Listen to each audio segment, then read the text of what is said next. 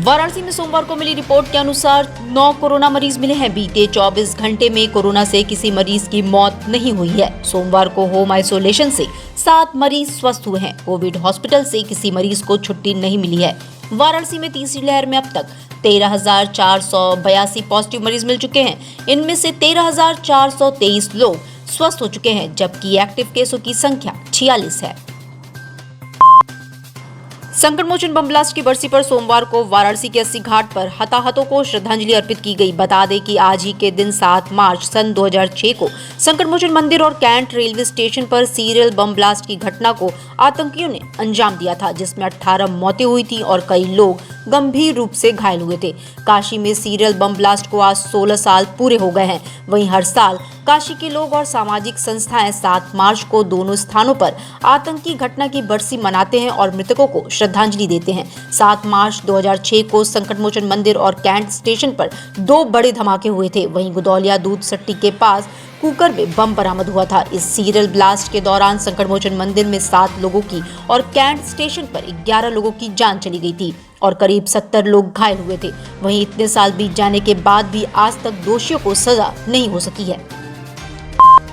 विधानसभा चुनाव के 7वें और अंतिम चरण में वाराणसी में सुबह 7 बजे से मतदान शुरू हुआ। इस दौरान वोटिंग को लेकर युवाओं समेत काशी वासियों में उत्साह देखने को मिला। वोट के बाद बूथ के बाहर लगे सेल्फी पॉइंट पर लोग सेल्फी लेते नजर आए। बता दें कि वाराणसी की 8 विधानसभा सीटों पिंडरा, अजकरा, शिवपुर, रोहनिया, शहर उत्तरी, वाराणसी दक्षिणी, कैंट, सेवापुरी में वोटिंग का दौर शाम 6 बजे तक जारी रहा। सोमवार की शाम इन 8 सीटों पर 70 प्रत्याशियों की परिणाम ईवीएम में बंद हो गई। अब ये देखना दिलचस्प होगा कि 10 मार्च को आने वाला चुनावी परिणाम किस पार्टी के सिर पर ताज पहनाएगा। विधानसभा चुनाव 2022 के अंतिम चरण में वाराणसी की 8 विधानसभाओं में वोटर्स में जोश दिखाई दिया, तो वहीं बुजुर्ग और दिव्यांग मतदाता भी वोट के लिए बूथों पर पहुंचते दिखाई दिए।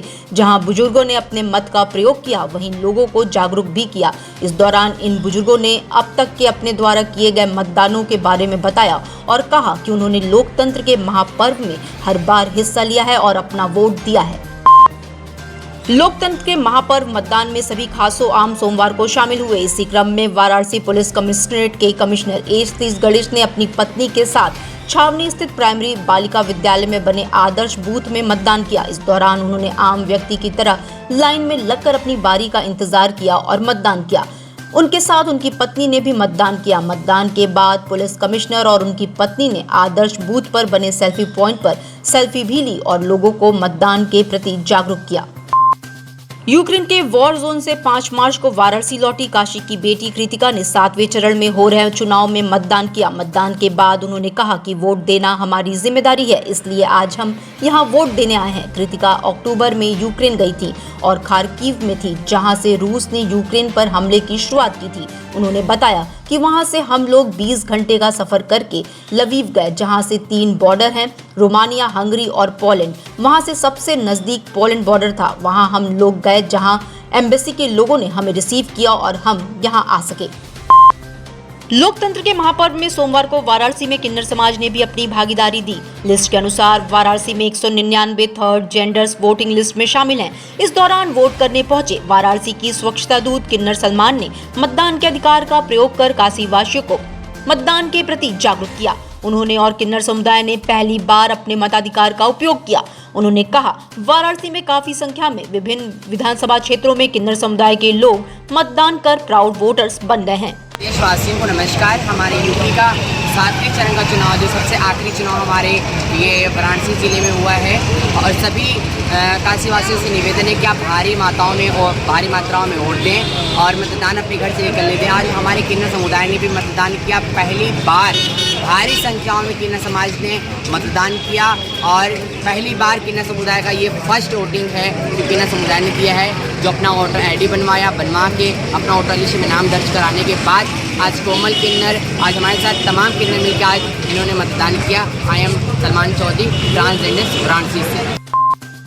उत्तर प्रदेश विधानसभा चुनाव के अंतिम चरण के लिए सोमवार को 9 जिलों में मतदान हुए। ऐसे में इस बार वाराणसी में फर्स्ट टाइम वोटर्स भी बढ़ चढ़ के मतदान किए। स्वीप वाराणसी के प्रयासों से सभी बूथों पर युवा मतदाता लाइन में लगकर वोट देते दिखाई दिए। बता दें कि वाराणसी की 8 विधानसभाओं में इस साल कुल 34,550 युवा मतदाता चिन्हित किए गए थे, जिसमें पिंडरा में 4,879, अजगरा में 5,264, शिवपुर में 4,346, रोहनिया में 3,787, वाराणसी उत्तरी में 4,234, वाराणसी दक्षिणी में 3,744, वाराणसी कैंट में 4,743 और सेवापुरी में 3,535 फर्स्ट टाइम वोटर्स थे।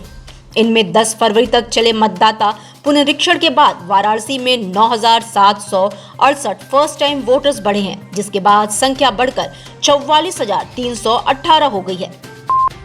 जिला निर्वाचन अधिकारी डीएम कौशल राज शर्मा सोमवार को सुबह से ही मतदान स्थलों का लगातार निरीक्षण करते रहे। इस दौरान उन्होंने कई पोलिंग बूथों का दौरा किया।